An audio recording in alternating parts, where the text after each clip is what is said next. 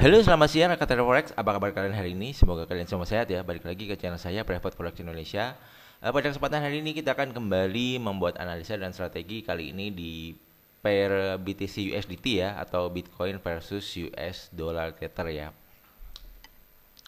Nah, sebelum saya memulai analisanya, saya mau sharing dulu mengenai sebuah hardware wallet ya, teman-teman ya.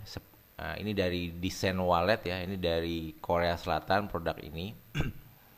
Ini fungsinya buat nyimpen kripto ya, aset kripto teman-teman, supaya lebih aman lagi ketimbang disimpan di exchange atau di wallet dari koin tersebut ya teman-teman. Karena kalau disimpan di online tuh ada potensi kayak kalau di exchange bisa exchange-nya dihack atau dibawa kabur ownernya, asetnya, ada kan kejadian-kejadian kayak gitu ya teman-teman. Kalau di wallet ya bisa kena hack ya, para phishing ya, scammers dan segala macam. Jadi lebih aman, teman-teman bisa nyimpan aset kripto teman-teman di hardware wallet ini, karena ini passwordnya juga digenerate dari si hardware wallet ini ya. Jadi begitu ini dinyalakan hardware walletnya, nanti teman-teman langsung dapat passwordnya ya. Di sini juga ada keterangannya, secure private key management ya. Di design support secure private key generation from the device without connecting the additional software program. Jadi dia langsung dari sini ya passwordnya teman-teman. Jadi nanti teman-teman langsung bisa simpan dan langsung bisa digunakan passwordnya. Jadi lebih aman. Terus di sini ada biometrics authentication ya. Jadi di sini ini teman-teman bisa cap jempol ya untuk autentikasi, untuk kayak untuk semacam login ya. Jadi kayak di HP itu kayak fingerprint ya. Jadi lebih aman ya. Jadi ini lebih aman. Dan untuk kalau teman-teman misalnya mau lihat unboxing dari hardware wallet ini, bisa langsung lihat teman-teman bisa langsung lihat di kolom deskripsi ya. Saya udah bikin video YouTube-nya, teman-teman bisa tonton. Dan ini kelebihan-kelebihannya bisa teman-teman baca sendiri di sini ya. Dan di sini websitenya designwallet.com, teman-teman bisa lihat. Kemudian by the way ini juga lagi ada promo ya, ini 100% giveaway event ya. Ini di sini saya klik desain official website purchase only 100% giveaway event ya. Eventnya jadi periode 22 Agustus sampai 31 Agustus. Jadi ini terbatas sekali. Pengumuman tanggal 9 tanggal 2 September. Oh, berarti ini ada undian, mungkin kayak semacam undian seperti itu. Jadi kalau teman-teman beli satu biometric wallet, mungkin langsung dapat Git OTG ya, Gable for free. Dan ini diundi 5 pemenang untuk dapetin apa ini, iPad Pro 11 ya, 128 GB. If you buy biometric wallet or 2 kali package selama event ya. Ya, jadi kalau teman-teman beli 1 atau 2 kali 2 ini ya, beli 1 biji atau beli 2 ya, yang 1 paket, itu bisa mengikuti event ini teman-teman. Dan kalau teman-teman mau tanya pembeliannya gimana, pembeliannya bisa melalui link deskripsi yang udah saya kasih di situ. Di link ini ini ada harganya teman-teman. Jadi kalau teman-teman beli melalui link pembelian yang saya kasih, itu harganya lebih murah daripada beli umum ya. Umum artinya browsing secara mandiri di designwallet.com ini. Itu harganya $159 per satu bijinya. Kalau teman-teman beli melalui link saya itu $129. Itu hemat sekitar $20 ya teman-teman. Lumayan lah ya. Ini kalau beli satu. Jadi kalau beli 2 itu seharusnya harganya $318, itu jadi $219. Ini hemat sekitar hampir $100. Jadi sebaik sih memang langsung beli 2 ya. Karena ini penghematannya banyak sekali di sini.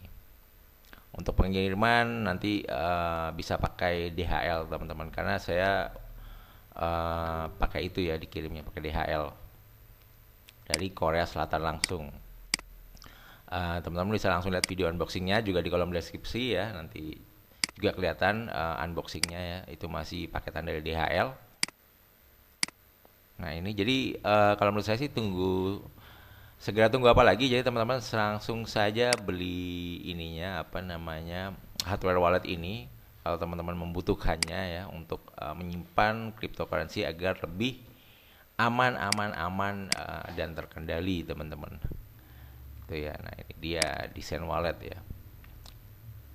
Jadi ya tunggu apa lagi? Oke teman-teman, sekarang kita balik lagi ya ke analisa Bitcoin US dollar ya. Nah, di sini teman-teman melihat ini time frame daily ya. Ini saya buat trendline atas, saya buat trendline bawah dan ini harga break di trendline di time frame daily. Nah, bisa teman-teman lihat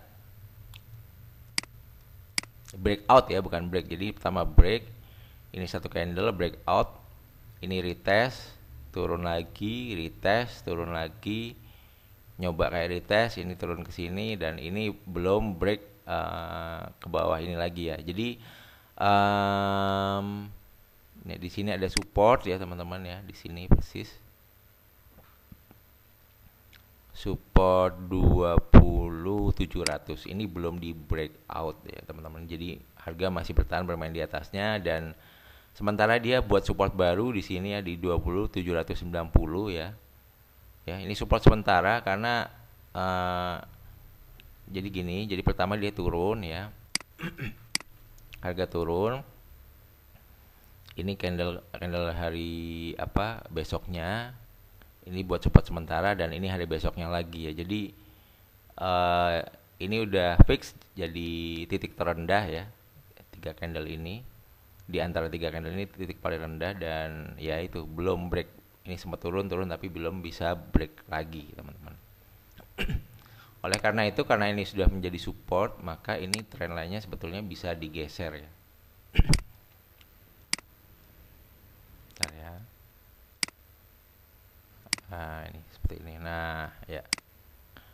Nah, jadi kita tinggal lihat apakah harga nanti kedepannya bisa break trendline ini. Kalau bisa break trendline ini, jadi persiapan. Siapa tahu harga ini bisa benar-benar turun melewati support 20.700 ini titik kuncinya. Kalau ini bisa lewat, dia bisa turun paling jauh target terdekat sementara 18.900. Nah, seandainya ini turun sampai 18.900, plan saya akan rencana mau cari entry buy sebanyak-banyaknya di sini ya. Buy Bitcoin atau buy bull token ya.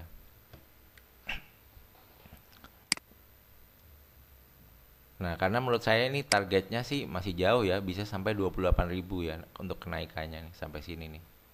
Di sini ada EMA 168 di time frame daily itu belum ke touch ya. Nggak tahu nih apakah dia bermain di sini nanti terus tiba-tiba naik gitu. Ini di sideway parah ya, di sini belum ada tanda-tanda kenaikan tapi mulai saat ini saya mau nyicil beli Bitcoin ya. Kalau turun beli dikit-dikit, beli sampai 18.900. Lewat di bawah itu mungkin nggak akan nyicil, diam sementara ngelihat reaksi harga apakah bisa main di bawah 17.600. Karena kalau ini 17.600 jebol, ini lanjutannya adalah di kisaran bentar ya, itu 13.000 teman-teman kalau nggak salah ini. Ini kisaran ini perkiraannya terjauh nih 18.000 atau di sini sih banyak support ya kalau time frame weekly ya. 16.000 ini sih, ini paling dekat ini sih. Oh enggak, ini udah ini support. Kalau break benar 13.900 ya, sekitar ya 14.000 13.000-an ini. Di sini targetnya teman-teman. Kalau dia bisa break 17.000. Dan itu akan break atau enggak, kemungkinan akan break tapi enggak sekarang sih kayaknya aku pikir. Jadi kemungkinan harga masih mau bermain semacam seperti ini teman-teman, gini ya, gini ini time frame weekly ya, naik dibanting turun, naik banting turun, naik banting turun, akhirnya naik. Nah, ini kayak ini. Jadi ini sempat naik kan, bentar ya, kan cepat naik, dibanting turun, naik turun, naik turun, mungkin bisa turun sampai sini baru naik agak jauh, ya, mungkin 28 atau 31, baru nanti ini turunnya pelan-pelan sampai 13.000. Kalau skenario saya sepertinya kayak gitu ya teman-teman. Ya, ini kan dia di sini kan naik, naik, turun, turun, di break gitu. Nah, ini akhirnya support yang ini di break juga, tapi dalam jangka waktu yang lama. Mungkin itu juga bisa dalam jangka waktu lama. Gini naik, turun, turun, turun, turun gitu. Itu tapi nggak dalam jangka waktu saat ini. Jadi untuk saat ini skenario nya saya masih pegang bull ya, atau naik, walaupun dalam jangka pendek kita juga harus hati-hati. Nama juga market juga memang gak ada yang tahu sih ya, cuman ini kan prediksi saya.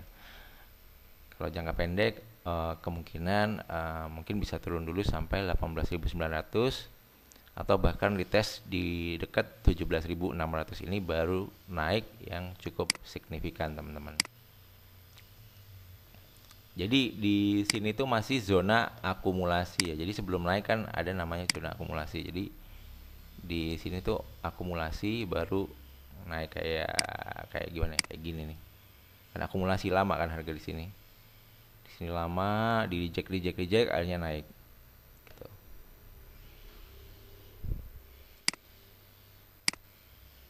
Nah, ini saya rencana mau beli bull token ya, karena kalau BTC sedikit ya dapatnya. Ini